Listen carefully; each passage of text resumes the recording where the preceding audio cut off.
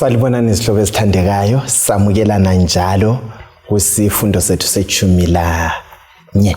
Lapho siqhubeka khona sifunda okunye ngoJesu. Mina engikhulumayo ngoAmos Maforo, ngizanxusa izihlobo zami ukuthi balibingelele labo baziveze ukuthi bangoba. Salibonani izihlobo ezithandekayo. Inkosi inhle izikhathi zonke sesihlangana njalo kusifundo esikumele uNkulunkulu akhulume lathi bese sikhula ekukholweni okhulumayo umfundisi Mila Dube.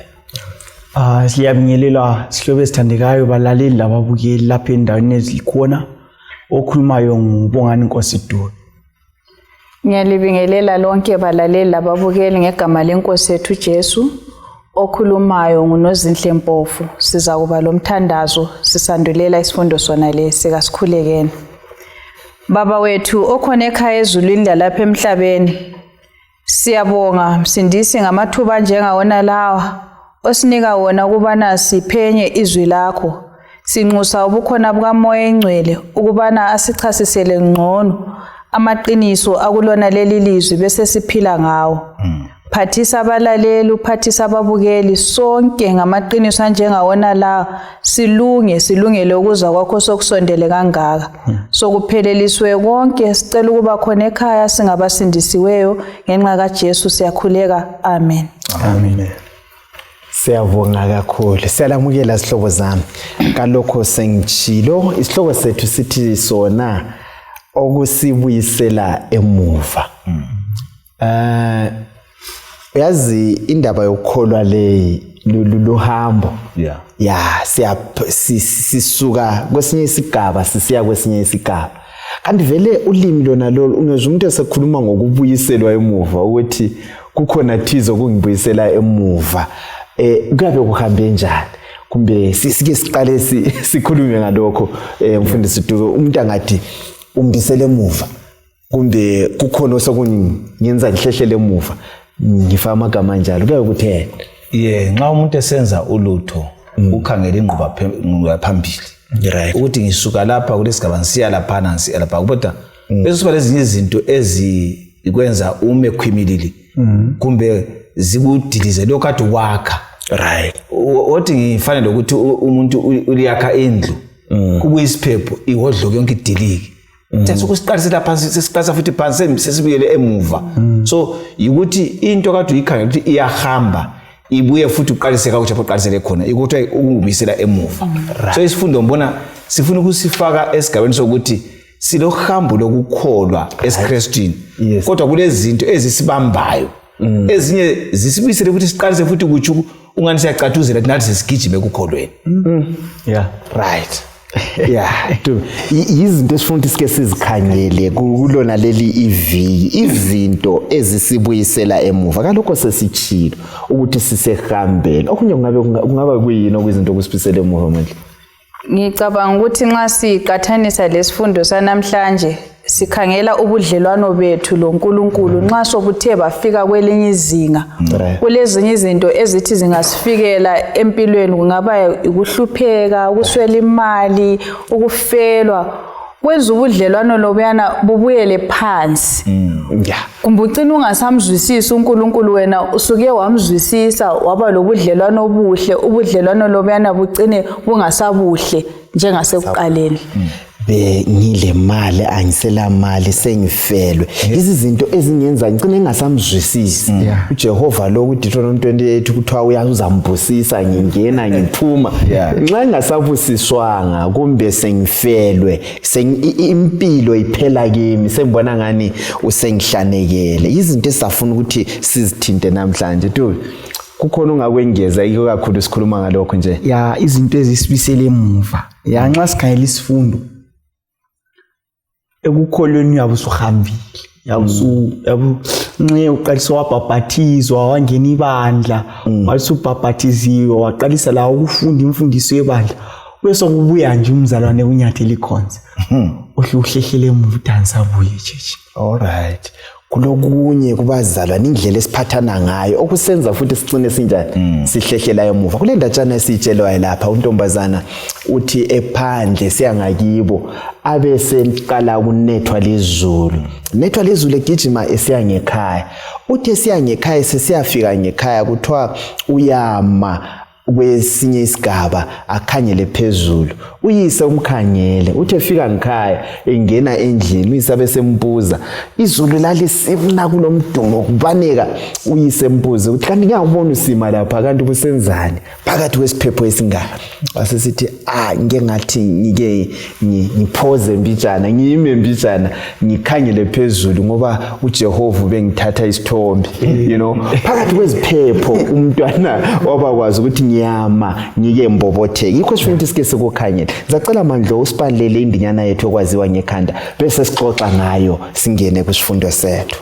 KwabaseRoma ngo5 ivesi linge lika 3 kusiya ku5. Akunjalo kuphela, kodwa siyathokoza njalo ezinhluphekweni zethu, ngoba siyakwazi ukuthi ukuhlupheka kudala ukuqinisela. Right. Ukuqinisela ubuntu, lobuntu ithemba. Njalo ithemba kalisidanisi, ngoba uNkulunkulu usethulele uthando lwakhe ezinhlizweni zethu ngomoya ongcwele asinike yena. Beautiful. Nansi indaba lapha mfundisi, kuyini okutholayo la siqathanisa lesifundo lesihloko sethu?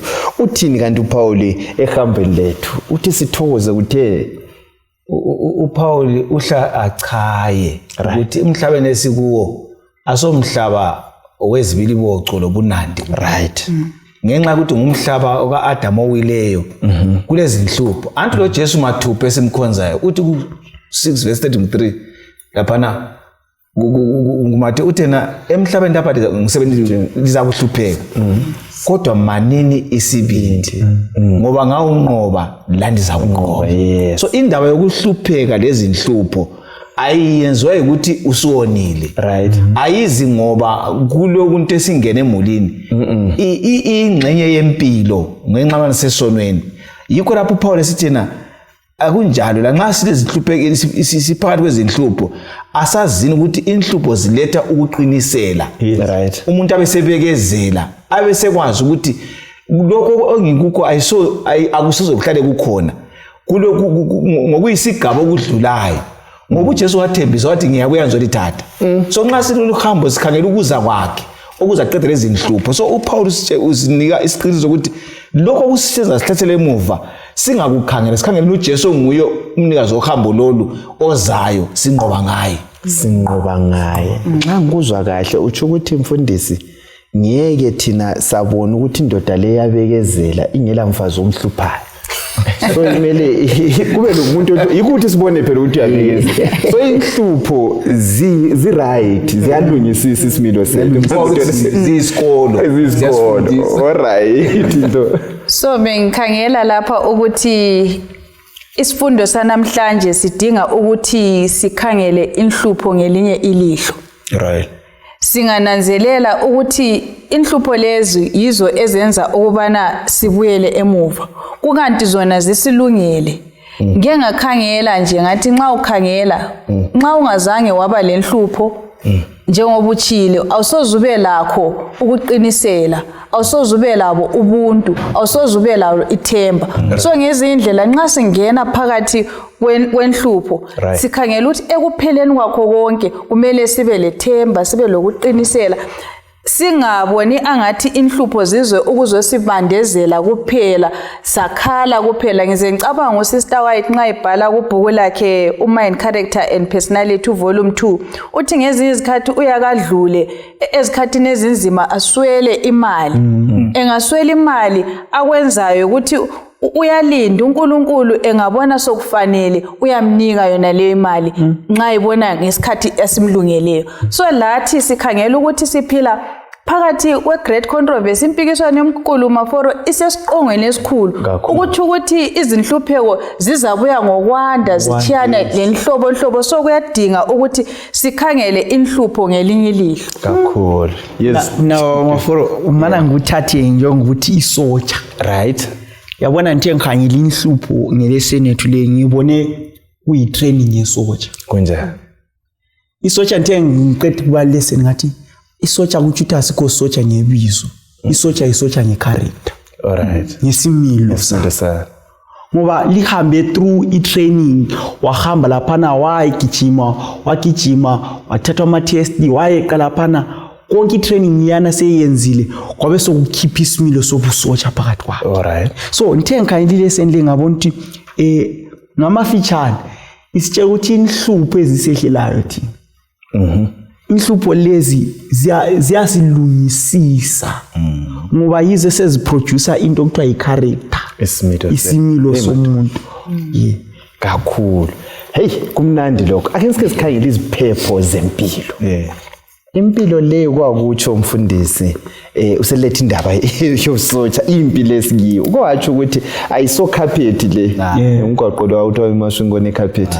Ngazi umbe njani ukuthi akutheleli nje. Hayi, ake sikhangele uJesu. Ungakhangela indaba ekumakho ngo4 uverse 35 usiya ku41. uJesu ulabafundi bakhe. Ungasibalela lapha na ndo. Ngalelo langa sekuntambama wathi kubafundi bakhe, kasihambeni sichaphele ngaphetsheya. Bachiya iquku, bahamba layo esikepeni enjalo. Zazikhona njalo ezinye izikepe zihamba laye. Kwaqubuka isiphepho esesabekayo, amagagasi achaya esikepeni kwaze kwangathi sesitshona. uJesu wayengemuva ezilalele emendlalelweni obuthakathaka. Right. Abafundi bamvusa bathi, "Awu mfundisi, kawunanzi yini nxa sigalula?" Waphaphama wawukhuza umoya, wathi emagagasini, "Thulani lithi cwaka." Ngakho umoya wadeda, wasekuthula cwaka. Wathi kubafundi bakhe, "Kungani lisesaba kangaka lilokhu lingakholwa na?" Babethuthumela bebuzana bathi, "Ungubani lona? Kambe aze alalelwe ngumoya lamagagasi?" Lesifundo sifundisike sizidobhe lapha sihlobo zami ngithi phela ngempilo yethu othi bachaphe bahambe imbali uJesu.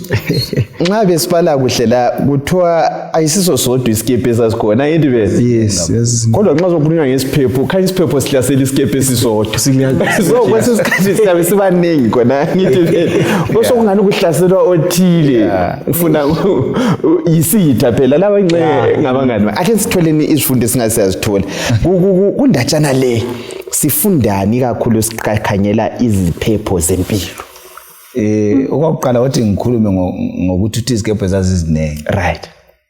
Abanye bathi bona ibhora umakha olalo.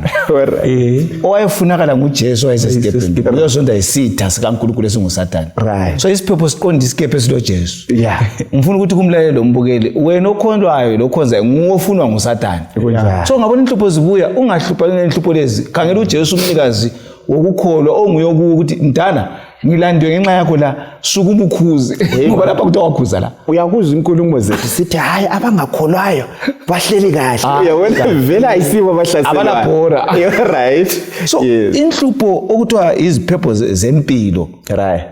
uJesu ngiyabuyela khona ngo16 verse 33 uJohane ngiyabuyela kuyo.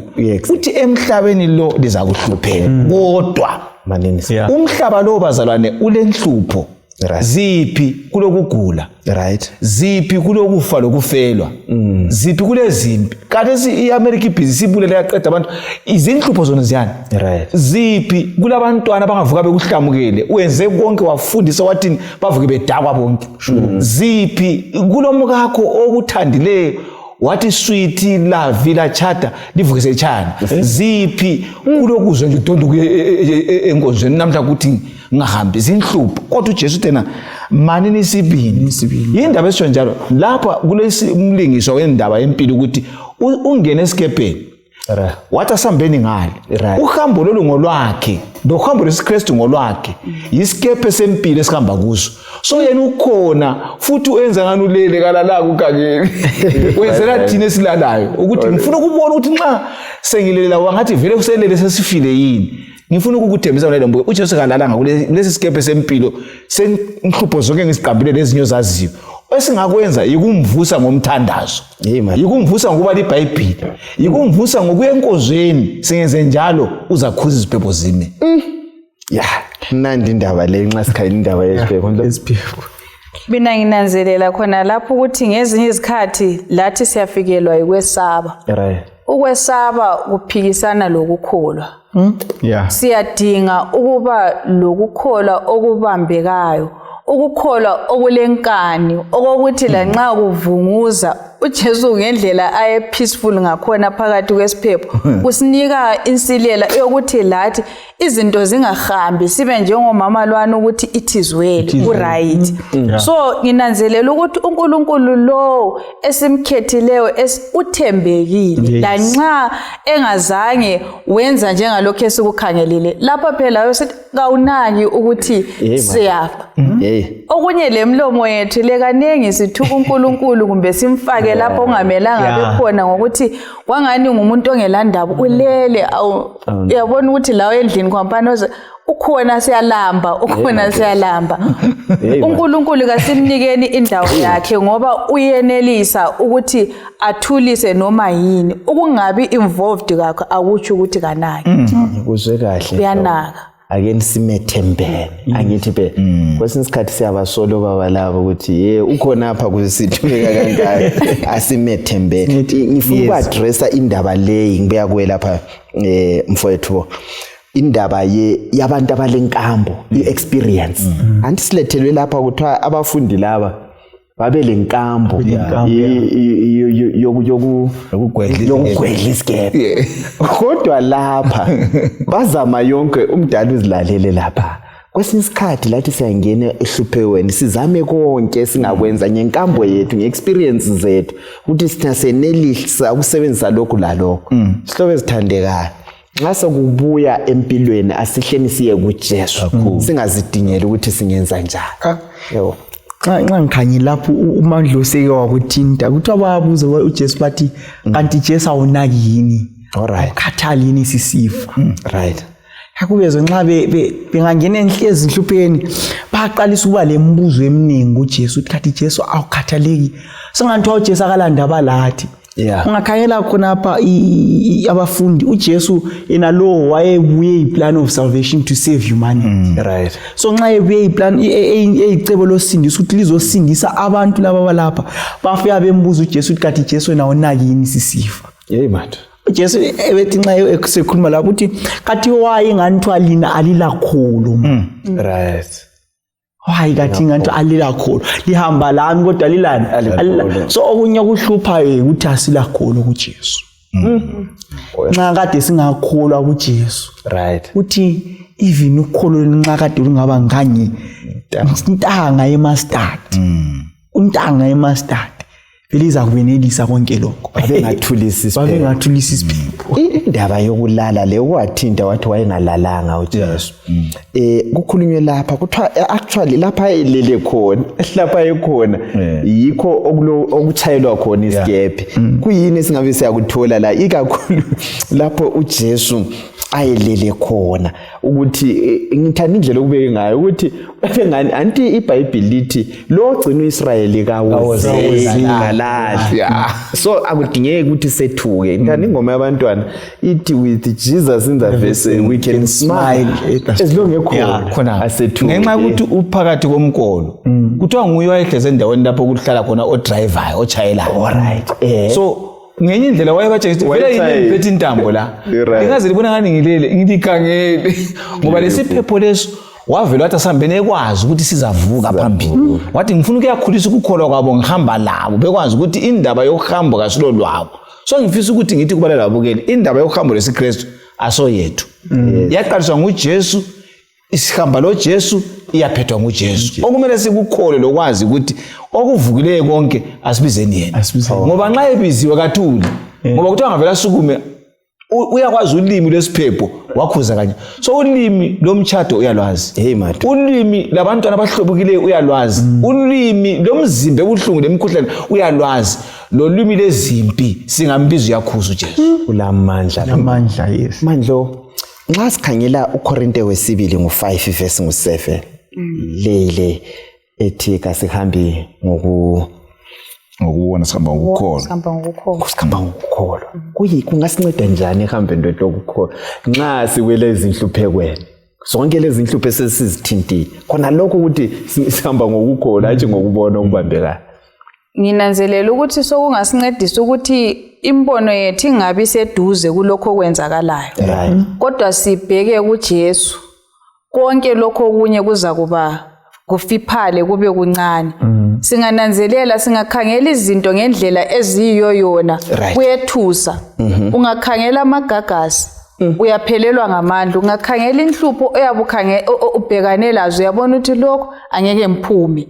Kodwa nxa singatshintsha imkhumbulo yethu ikhangele kuJesu, ikhangele umpikitsha omkhulu ukubana kukho konke lokho kusebenzela ebuhleni kithi. Kakhulu. Kakhulu. Hayi umlimi angana ngasisiza. Yebo. Oloba lapha uthena kuphakathi kweziphepho zempilo lapho uNkulunkulu aveza khona izimanga zakhe. Right. Umlimi kaveza isimanga kungalazi phepho. Isimango sibona ngemva ukuthi suphume phakathi kwenkeme yendaba yempilo. So asivumeni ukuthi nxa kusiba lezi inhlupho kulapho umlimi afuna ukudisplay khona ukuveza ukuthi ngingubani. Ngoba yena galanto angayaziyo uyivumela ukuthi isale ikhulise mina ngaba mazi uThixo. Kakhulu. Yikho kuthiwa sithokoze. Yakho ukuthi sithokozane ngoba kuza kuchiya uncono. Sike sikhangele lo mama lo okumakha ngo5 verse ngo21 usiya ku34. Esiza kwenza lapha mandlo sizakhangela thina uverse ngo21, 26, 28 lo 34. 21. Yes. Wathi lapho uJesu esewele njalo ngesikepe waya ngakuleliya iphetsheya lechibi. Wabuthana kuye iqubu elikhulu ekhonapho eceleni kwechibi. Verse 26. Wayesehlupheke kakhulu loba wayeselatshwa ngabelaphi njalo esechithe konke ayelakho. Kodwa ekubeni abengcono kwakusiya phambili. 28. 28. Yeah, 34. Ngoba wacabanga wathi nxa ngingathinta izigqoko zakhe kodwa nje ngizasila. 34. Wathi kuwesifazane, ndodakazi, ukholo lwakho lukusilisile. Hamba ngokuthula ukhuleke ekuhluphekeni kwakho. Ukhululeke ekuhluphekeni kwakho. Siyabonga ukusibalela sithe sisummarize nje kuphela ngemakhaya singabala u21 to 34 sithole izifundo ezikhona lapha. Umama lo wayesopha uyafika athinte umphetho wengubo kaJesu uxokozela kule xuku ngokukholwa wathinta welatshwa. Ngesifuna ukuthi sike sizwe lapha ukuthi uJesu kule xuku kanje uyanaka yini siphakathi kobunzima uyazikhathaza yini ngokugula kwakho ngokugula kwami ngingedwa nje kuphela kuthiwa kule 8 billion abantu uyazikhathaza ngami yini yikho sifuna ukuthi sike sixoxe ngakho lapha kuyini okwenzakalayo kule indatshana isibe sesitopa esingasiya kutopa esikufundayo. Nxa ngikhangele lapha iBhayibheli lithi wezwa ukuthi uJesu uyadlula wasehamba esekhona ngale nxa iBhayibheli libhala ku26 lithiwa wayesezame imizamo yakhe same yonke into wachitha le mali kuthiwa lapha ehamba khona siyadinga uncedo instead of ukuba nethola uncedo kwakusiba wesi kusizibuza ukuthi kambe uJesu uyanaka yini. Sihloko esithandikayo empilweni leyi kunenge ungasibisele emuva. Uyabona endlini umntwana uyaqalisa engalaleli. 2-3 days usithwa setshontshile komakhelwane. Ulokhu umlimo umntana wami lo ushwa akube la yeshwa mqondise emlimo 4-5 days kusexotshiwe isikolo. Kulokhe kusando kwizinto kwangikhona kodwa umama lo uthiwa kunjalo wayelokhe ehamba phambili lokhe edinga uncedo. Kambe thina lothu uncedo siludinga kubani? Esingathola khona ukuthi sizahamba siyodinga izincedo kumalume uthi beyani izokhuza umntwana ubiza ama-elder beyani izokhuza kambe uJesu sumdingile yini? Kungakubisela futhi kungakubisela emuva khona ukuthi umntwana phela sometimes uyagcina siba ekwenzeli ube lihlazo phakathi kwabantu.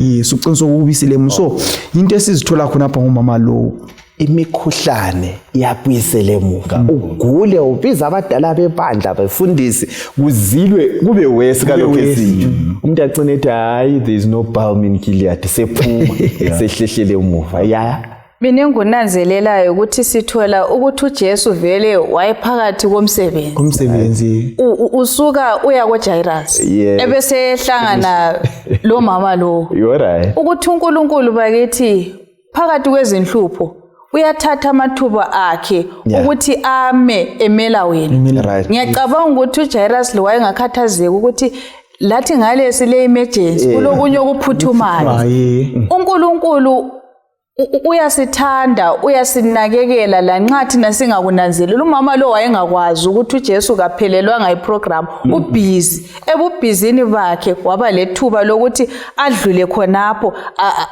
umama lo asile sinanzelela futhi ukuthi okunye okwasilisa umama lo Maforo balalela babukele ayisikho ukuthinta lukholo ukukholwa kwakhe yikho kwenza ukuthi asile lathi kwezinye izikhathi sithatha udumo silufake kwezinye indawo okungayisikho ukuthi ngawo uJesu wachiya kunjalo wayezahambe sithi mthintile abantu bagijime bephungu yathinta kuphela kodwa sinanzelela ukuthi udokotela ukudla kuhle akusenza ukuthi sibe lempila kahle kodwa uNkulunkulu umnikazi uJesu nguye osenza ukubana sinjani sisile sinanzelela ukuthi uyaku-address uJesu khona lokho umama lo nxa emthintile uyakhululeka ngitsho lezonweni uNkulunkulu phakathi kwenhlupho zethu uyahamba ngangale kwalokho esikubonayo asilokhuze asithethelele lezono zethu so asimthembeni uNkulunkulu sibe lokukholwa ngize ngithanda umlaleli wanothi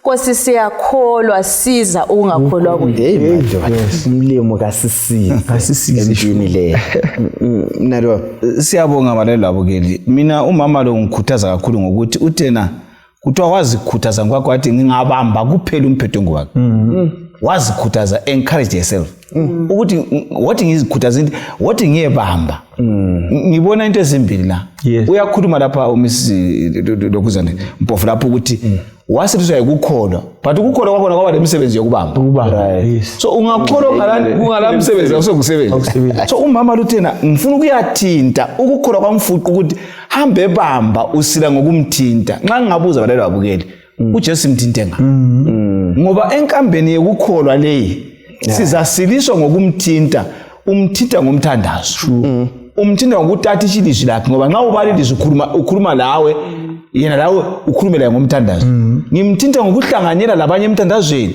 ngoba ku10 verse 25 utsho njalo iBhayibheli lingayekela ukuhlangana ngoba nxa lihlangana liyakhulisana ngimthinta ngokwenza intando kaNkulunkulu so ngiyakhuthaza abalali babukeli ukuthi asimthinteni uNkulunkulu but siye kuye ngokukholwa siza kusila njengalo mama lekukholweni indaba yokuthi iyangithathekisa ukuthi phela abantu babebanengi ukuthi wawungazibuza ukuthi phakathi kwabantu bonke wezwa ukuthi no asikho kuthinta okujayelekile so siyadinga ukuba lenkambo loNkulunkulu ukuthi simdinge ku-individual level ngoba laphana babebanengi bethinta kodwa kuzange kudala umehluko kuJesu but wathi sethintile umama lo wathi ukhona okwenzakele khona kulamandla aphumelayo sokuzithandekayo ungakhanyela amavesi la uRoma 3:5 uvesi 3 usiya ku5 asisiza njani ukuzwisisa izenzo lezi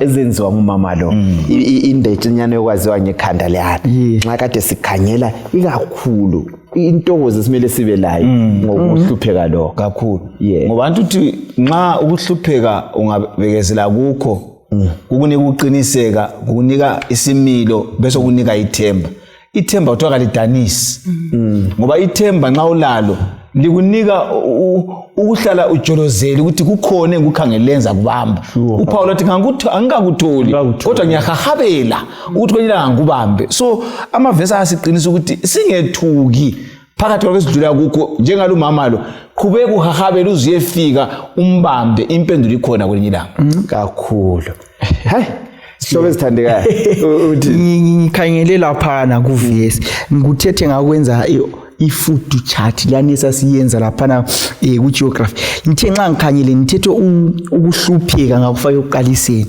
ngathi umama lo nxa simkhanyele ukuhlupheka wayelakho ukuthi igazi wayesupha ngegazi ngathi nxa usiya phambili kwabe sokusiba lokuqinisela ukuqinisela kwakhe ukuthi yena uzadinga ngazo zonke indlela ukuba nesile ngathi ngiswakhona apha ngabe sensiya kusimilo i-character lana ngase ngikhanyela ngathi thina njengabantu umlimu siphakathi kwenhlupho zethu uyasilungisisa ethi nxa sesilungisisile samthola sibe sesithola ithemba elinguJesu Kristu kakhulu hey kwani kungasisiza lokho sithandekayo ukuthi phakathi komkhuhlane onje uNkulunkulu uyangenela aselaphe ulenye indoda lapha mfundisi nelifundile likeni indoda le yaphila yena le kuthiwa nguJobe le indoda le yayikhona sibe omunye watsho njalo njengawathi hayi okunye sikwakubhalwa ukuthi sifunda kuna umuntu ongathi ethatha into zonke lezi alokho ekhonza umlilo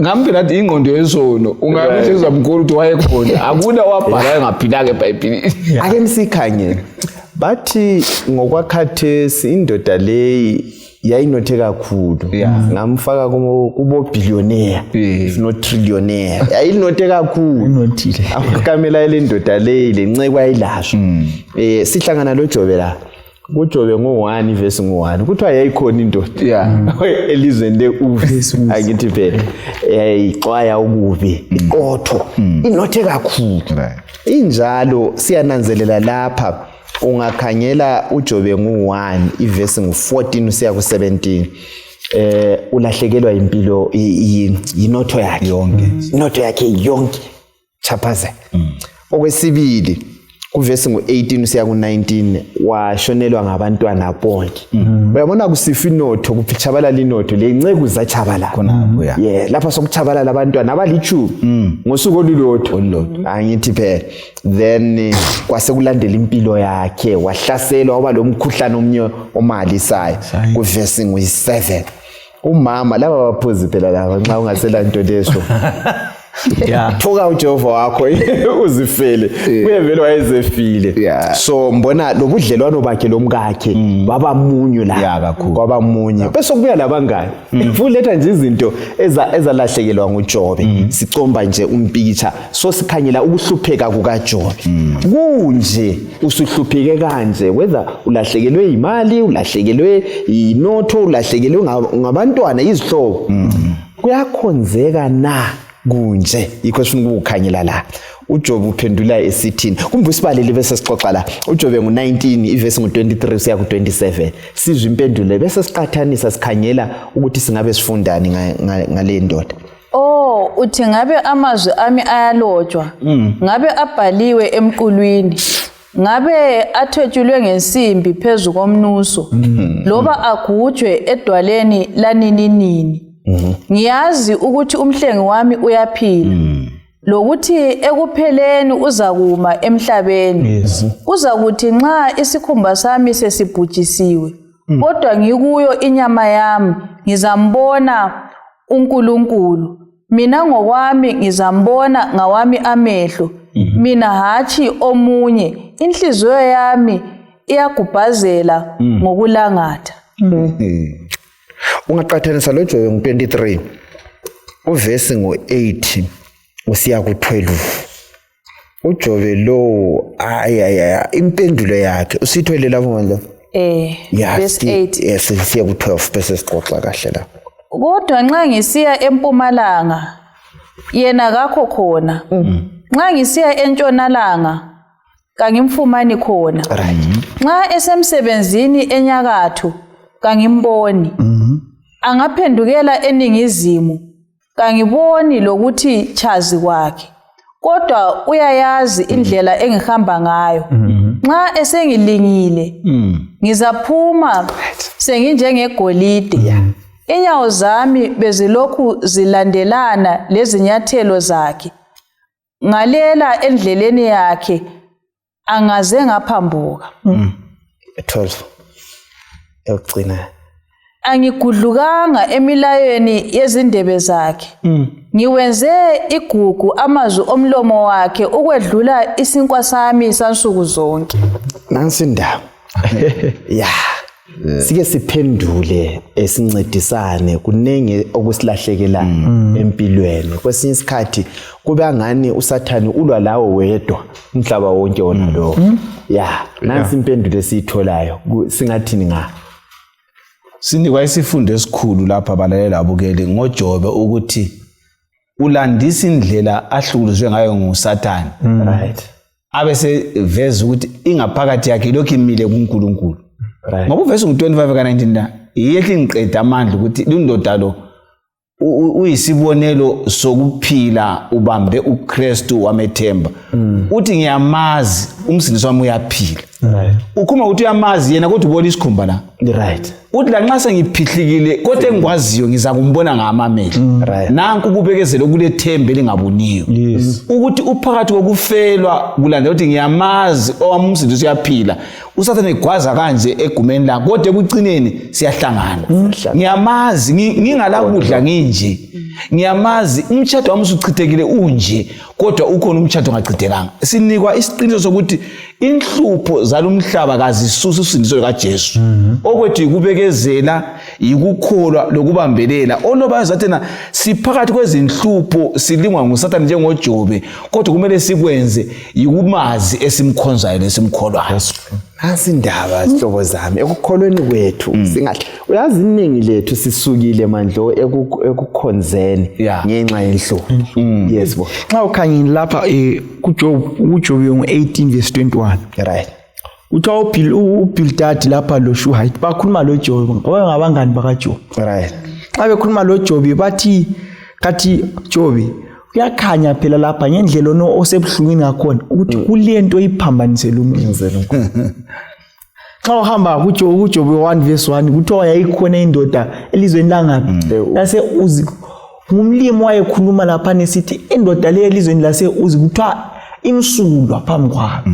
Xa ngikhangele ngibona indoda iperfect character ngaba semhlabeni but nxa abangani bakhe bemkhangela uJobe babona isono. Sonela uNkulunkulu sicachile. So nxa ngukhanyele kathesi some of the times siyafika kuma situations ukuthi abantu sebeqalisa ukuthi thina ngendlela esihlupheka ngakhona kulento esayibonela umlimi. Even ungawonanga ngizokuqinisa mlaleli lo mbukelo ubana ukuba msulwa kwakho phambi kwamlimi akulani labantu. Umuntu akala finalise kubeni umsulwa kwakho phambi kwamlimi. Umuntu ukuthi wena umsulwa bamaforo awudetectwa ngakukhulunywa ngabanye abantu ukuthi abakuboni bona ukuba msulwa kodwa umlimi osekhazulini ukukhanyela. So nxa uJobe abangani bakhe bekhuluma so bakhuluma ukuthi uJobe bembisele emuva.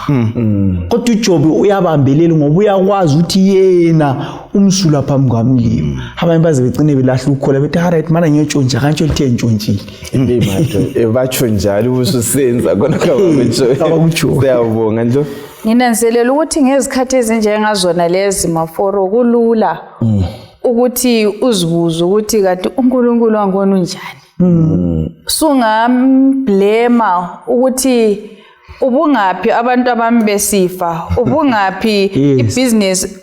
uJobe wayelezinto eziningi ayengazilandisa. Nginanzelela ukuthi hlezi mlaleli kumbe mbukeli uyasizwa lapho khona kumbe usibukele lapho khona.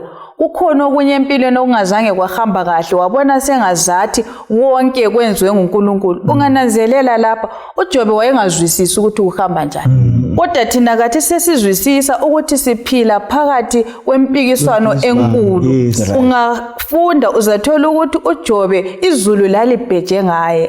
Engcenye lathi izulu libheje ngathi. Kuyadinga ukuthi ngezikhathi ezinjengazona lezi sibambelele kuNkulunkulu singamgcobi ngenye ipenda ukuthi siyake sithi sihamba phakathi komuzi lapho umuntu esithi mina bengikhonza kakhulu kodwa ngithe lapho semfelo ngomkami ngazibuza ukuthi kati uNkulunkulu wankhona wayengaphi khathesi senihlupheka kangaka ngimsebenzela kodwa asikhangeleni ngale njengoJobe ukuthi ekucineni uNkulunkulu uzasivuza.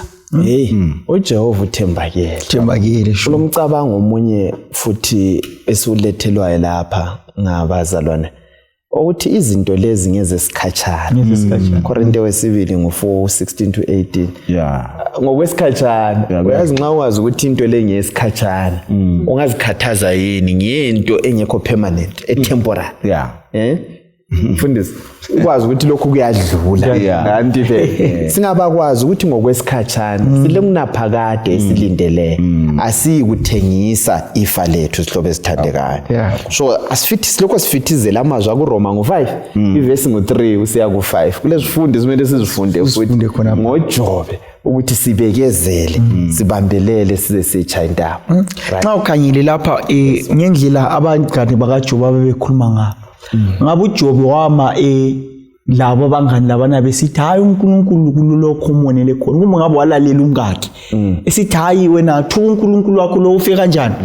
kayi1 sifika ukuthi sithola ukuthi empilweni nxa umlimi singamkholwa simelana labantu abathi bona umlimi uyasikule esizenzela umlimi kwesijezisa kangaka nxa singamisibili sithi umlimi mina ngiyakholwa ukuthi umlimi into yenza into okuthiwa yi-character development, he is refining me for the best. Nxa singakukholwanga khona kukhana sime labantu labana sesisithi umlimi hayi umlimi sibili kulalapha asiphambanisa sesijezisa so lapha kusetshenzwa mina lawo isimilo sakho kalokho sithe sithokoze akula ukukhulu okumangalisayo hlobo esithandekayo umlimi uyasilwela ake sikhangele okunye kudangala okukhulu okwenzakalayo siya kuLuka 24 ivesi 13 siya ku 27 kulama verse ambalwa esizadobha lapha uJesu sefile kuyabonakala uJesu uyabuya angene eJerusalema efika eJerusalema hlanze iTempeli uJesu nangiyana uJesu angene bemhlabelela bemkhaya bethi nansi indodana kaDavida isibuyile uJesu esefikile lapha babona inkosi angithi phela uJesu nangu sethetho usevulewe nangu sebethelwe esiphambanweni ngoba lokudangala okukhulu kubafundi babona curtain le tempeli lidabuka amangcwabe evuleka uJesu lo kakavuyi hamba abantu badangele ukuthi kanti kukhona okwenzakeleyo uyakubona sifuna ukukhangela laba balingiswa laba abafundi endleleni yokuya ye-Emmaus yiyo indaba esingayo sizacela lapha mandlo usikhangele lama verse uvesi ngo33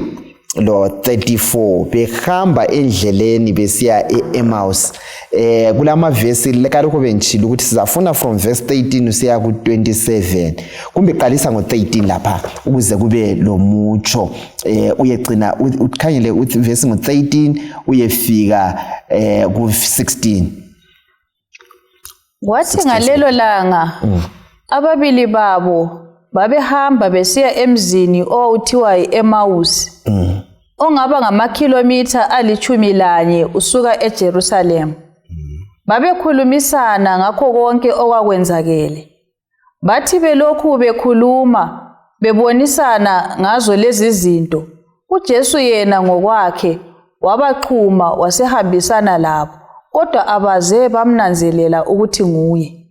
Verse 17 wababuza wathi likhuluma ngani kanti lilokhu liphakathi kohambo lwenu bema mpo ubuso babo bubunile.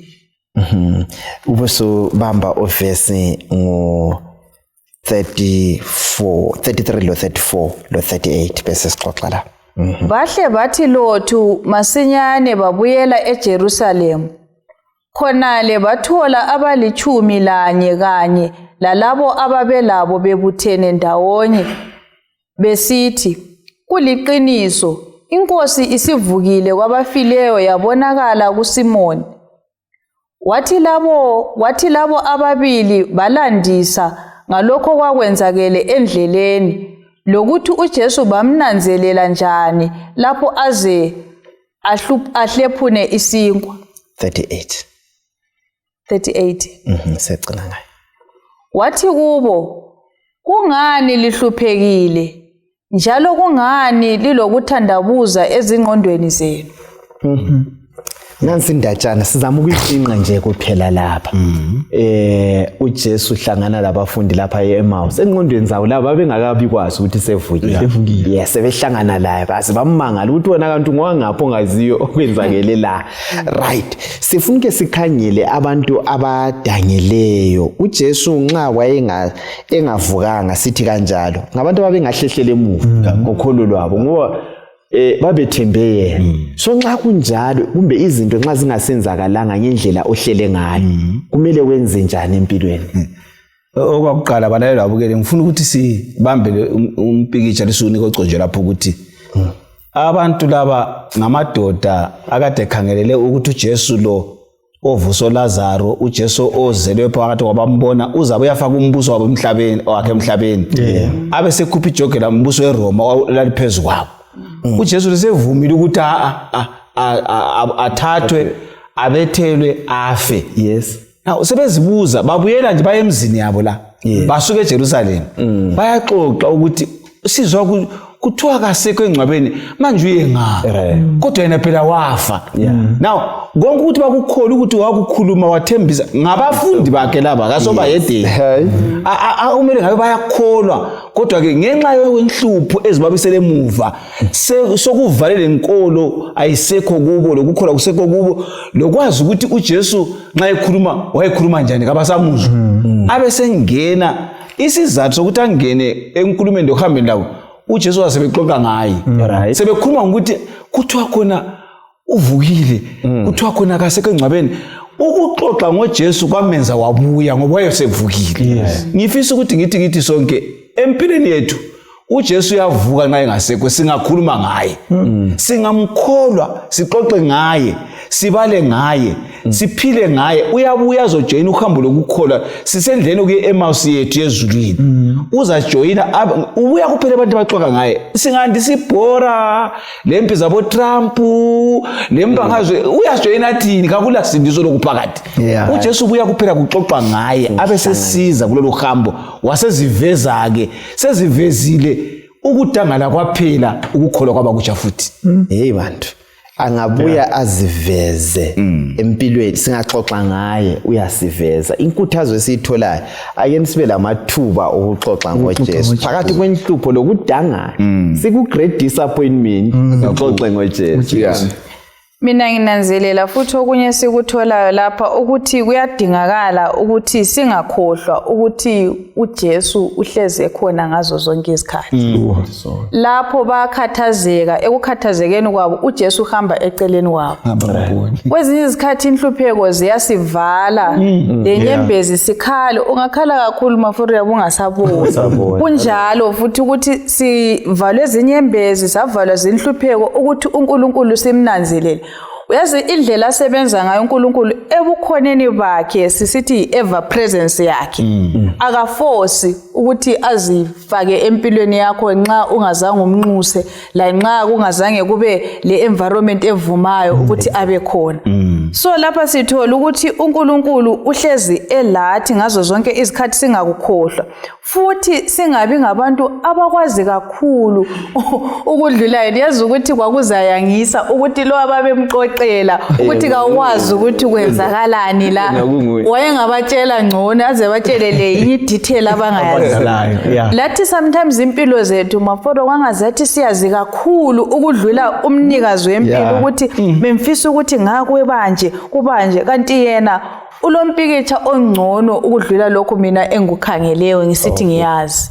Bana futhi wabatshela andlondlo wasukela kuMose wachasisela ukuthi kanti umuntu lelikhuluma ngaye anti kubhaliwe kunje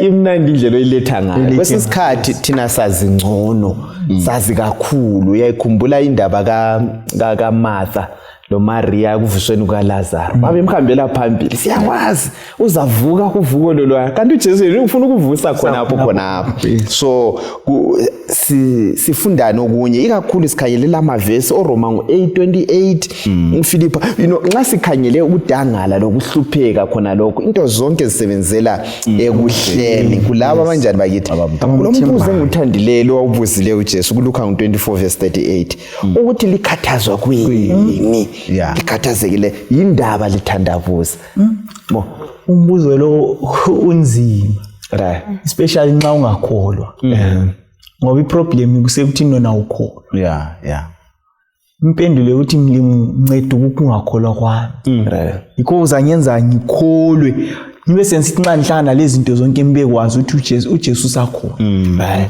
akulanto ezangikhathaza ngenxa ukuthi ngiyazi ukuthi uJesu unjani ukhona okubakhathaza lapha ukuthi wabona abantu uJesu lokho esethumeni yena uJesu sevukile so nxa singaba lokukholwa ubana uJesu uhlele lathi yena lani vese likhulumileyo umahubo ngalo ukuthi lo khanyelo abantwana bako-Israyeli akalali akawozeli uhlele khona Mandlo kwathinta indaba zenyembezi ukuthi mina njela ngokhalakhala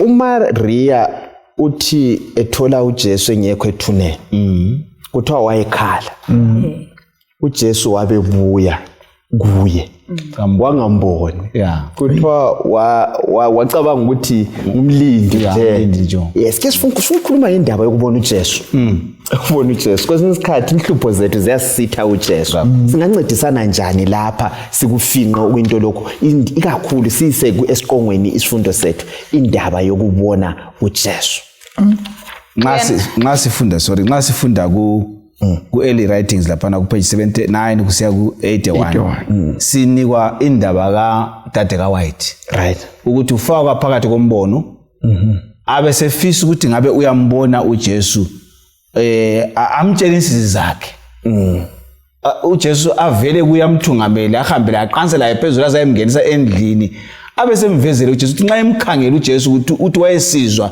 ukuthi amehlo akhe ayebona ambona zambonele usithekileyo kuye wazehlaliseka ungabona uJesu uyazibona ukuthi yisoni lentokozo iba khona ngoba uyathethelela nxa usiya kuMakhulu 34:5 uthena labo abakhangela uJesu ubuso babo buyakhanya kabayangeki so ukukhangela uJesu kuyakususa emhlabeni lenhlupho uzwa umthwalo yakho nithwalwa kuhle ukuthi sikhangele kuJesu ngitsho lo Peter kodwa khona ekhangela uJesu katshonanga emanzini okwenza tshone yikuthalaza abantu yambona yini uhlupho lwenza sitshone phakathi kwezinhlupho zisibisele emuva yikubheka uhlupho kulo Jesu onqoba uhlupho silapho ukukhuthaza ukuthi nxa sigoqa isifundo leso asikhangeleni kuJesu kulolu hambo lokuyezulini emasethi ngekuyezulini lapha ekhaya siyakhona asibhekeni kuJesu ezinhlupheni zonke sikakhangela kuye singabanqobi impela ngokuthenjiswa lizulu asiboneni uJesu Mandlo nginanzelela futhi ukuthi ngezikhathi ezinzima singakhangela kuJesu uyaziveza kakatsha kithi engaziveza kakatsha kithi kusinika isibindi kusinika isiqiniselo cabanga ukuthi sithe sikhula umzali ngama athi hambe thatha lapha into isemnyameni uyesaba kodwa ngathi ngukhangele yona leni confidence yokuthi usezwile uyakwazi ukuthi khangela osokwenzakala lapha konke okumnyama lobuyana kuba yinto engelandaba nxa sesikhangela ngokuthi osigcinileyo losilondolozayo usikhangela ngicabanga kule book engilithanda kakhulu Mind Character and Personality kule chapter ekhuluma ngedepression usister White uyabhala ukuthi yena nxa engakhangela inhlupho zakhe ngitsho lokusebenza ngeke asebenze lathi singakhangela inhlupho esihlangana lazo singatshona sibhizi umnyaka wonke kungelanto esiyenza kodwa singakhangela kuJesu siba lesibindi ukuthi yena uzanakekela zonke izindingeko zethu ngendlela yakhe ngesikhathi sakhe ngokubona kwakhe yes one ungakhayela uRoma 8:18 uzakhulume ngokuthi ngikholwa ukuthi izinhlupheko zethu zakhathesi kazifanelanga ukulinganiswa lenkazimulo ezabonakiswa kithi lo Roma 8:28 ungahlanganisa njani ikakhulu sikhangela indaba yokubona ukubona uJesu focus xa ngicabanga uMoses yakhumbula indaba kaMoses baba uMoses ukwabona uJesu akambona ngebusweni uMoses ubona umhlane kaNkulunkulu so bezithandekayo siphakathi kwama problems esikiwo siphakathi kwenhlupho esiphakathi kwazo emhlabeni uJesu ukhona ungamdingi uzambona unfortunately abanye asingeke ngendlela esiphithizela ngakhona phakathi kwenhlupho asingeke sabona ubuso mhlawumbe sisabona umhlane kaJesu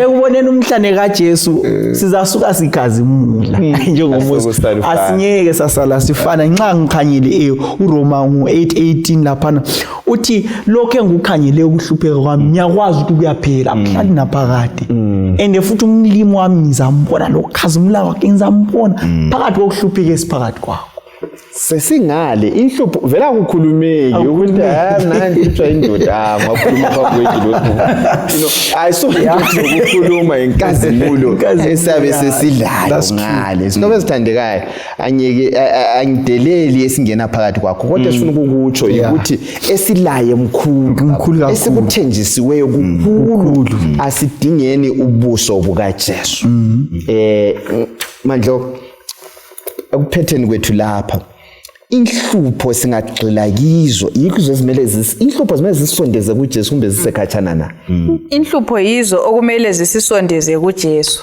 sinanzelela ukuthi ngazo siyalungisiswa ngazo siyaba lesimilo esinjengesakhe so lapho singena ezinhluphekweni kakungasi sikhatshana loNkulunkulu kodwa kakusisondeze eduze kangaka laye ngoba kusebenzela ebuhleni bethu zonke lezi zinto esingathi singapha kwelanga sibone ngazani lapha shwa izinto azingihambelanga kahle kuthiwa sizathi sesingale kuzaba yizibusiso ezinkulu ukudlula lokho ebesikubona thina singapha so kukho konke esihlangana lakho kasimeni isibindi ngoba uNkulunkulu ulecebo elikhulu ngezimpilo zethu la ngakhona lokho esidlula phakathi kwakho ngithanda indlela ubongana phaya ngawuthi siyaphithizela singaphithizeli sime isibindi be still sibe kwazi ukuthi uNkulunkulu be still sibe kwazi ukuthi uNkulunkulu mfundisi uthintile 16:33 kulo mhlaba siza kuhlupheka kodwa simeni isibindi ngoba unqobile umhlaba mfundisi uthini usigoqela isikhulekele siyabonga abalaleli babukeli uJakobe lapha ngo1 verse 2 uthi bazalwane balani njengentokozo konke okulihluphayo lisazi ukuthi ikuvivinywa kodwa ke masinyane ngokukholwa siyakubamba umphetho wengubo kaJesu Hebrews chapter 13 verse 5 angikulichiya lilodwa bekani ngizakubalani so ezinhluphekweni ukuhambe eceleni kasimboni singavula amehlo ngumoya engcwele uzambona laphana imota ibhewuka wayengiphethe esandleni kungaphuma laphana kule ndlala nguyoyiletha ukudla le wayengalibonela lithwele so umlimo akufuna ukukholwa kuye sibambelele inkosi sibuse nxa siya kuhamba sentshise sithi umoya engcwele uchasise bese sibambelela kwezokuphelana sicimezana isikhuleke baba wethu siyabonga phakathi kwezinhlupheko sicela kubamba umphetho wengubo yakho ngokukholwa ekufelweni ekuguleni endlaleni eziphithiphithi nezimpini zonke baba ungasedluli hamba lathi kulindlela sinqobe ngayo ngoJesu siyabonga siyakhuleka amen